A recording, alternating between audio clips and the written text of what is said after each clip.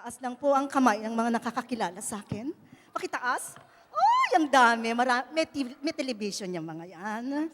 Yung naman pong mga hindi nakakakilala sa akin, pakitaas lang po ang kamay. Huwag po kayong mahihiya.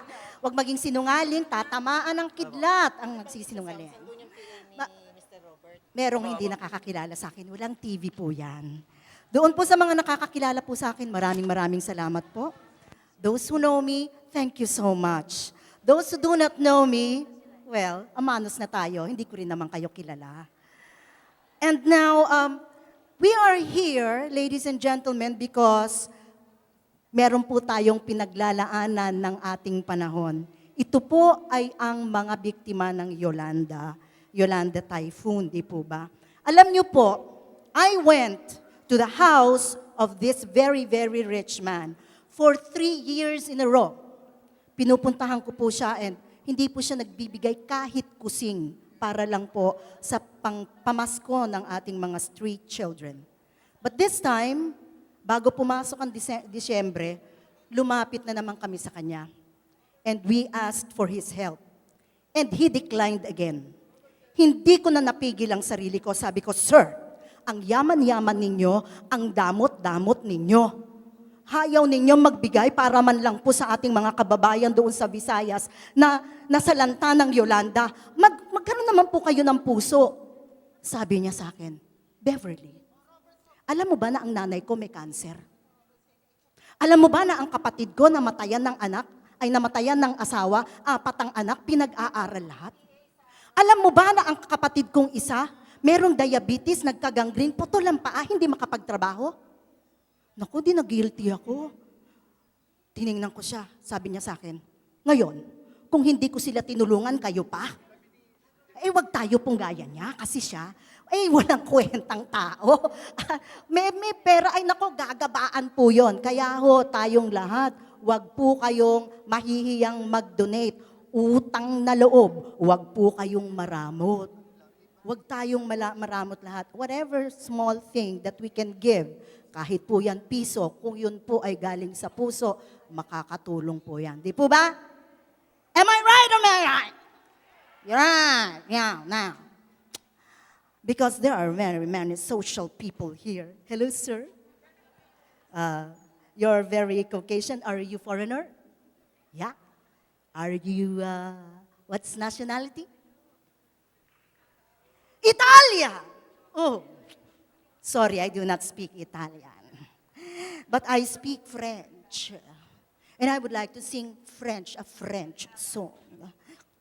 You know, the French, they are very social. Tayo mga Pilipino, marami tayo mga words na very French sounding. Gumagamit sila ng le, gaya ng sa atin, le, egg.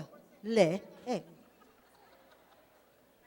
What is car in French?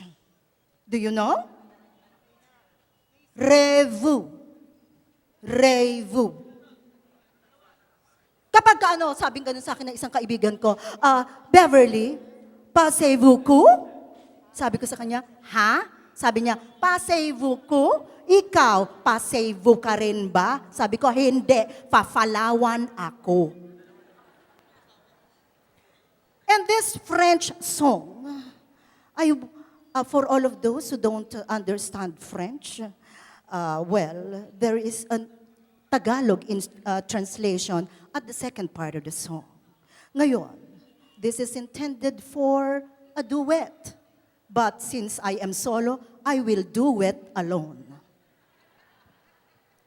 And this is from the opera Lakme, the Flower Duet Maestro.